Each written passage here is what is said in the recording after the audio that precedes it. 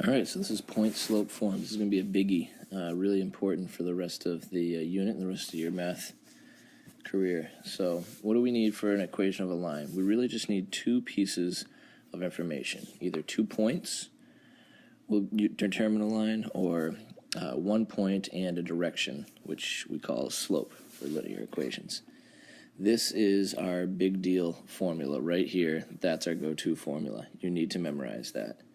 You only need 1 point and the slope, and then that will allow you to plug those 3 numbers in to the formula here, here, and here. And it's always minus whatever that number is and minus whatever that number is. So remember, if we have a minus, then it's going to be a plus. As I said, this is our go-to formula. Almost any time you're given any information, this is the formula you're going to want to use to start getting the equation. Alright, so go ahead and write that down now. Good, glad you wrote it. So here it is. We're just going to label those. So substitute these puppies in here. So this one here, that there, and that there. Oh, that's what I did anyway. So that's substituting them in. Done. Leave it like that. Same deal. Substituted the slope and the point coordinates in. Minus and minus is a plus. So we're going to rewrite that a little bit nicer. And that's all it is. If the question asks for point slope form, just leave it like that. Alright. So you really do need to memorize this. I hope you're getting the point here. So here we don't have the slope to plug into our formula, so we need to determine the slope. There it is.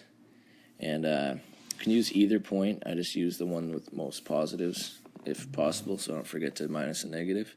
And there we are, Dunsky. Again, just leave it in the form that's asked for in the question. So here, get the slope, plug it in the formula, there you go. We're going to use this on the next formula too, or problem. Don't worry about changing it to standard form, that'll be the next video, but if it asks for the answer in slope-intercept form, you're still going to use point-slope form. Okay? Definitely use that first to get the equation. Then what we're going to do is a little algebra, so you're just going to distribute, and then, oh, I know fractions, but you can do it. That's like a 3 over 1, so we get a negative times a negative, and that gives us a positive 24 over 7. 1 is like a 7 over 7, so we subtract that from both sides, and that gives us negative 8 over 7x plus 17 sevenths. Alright, good luck on your tries. See you next class.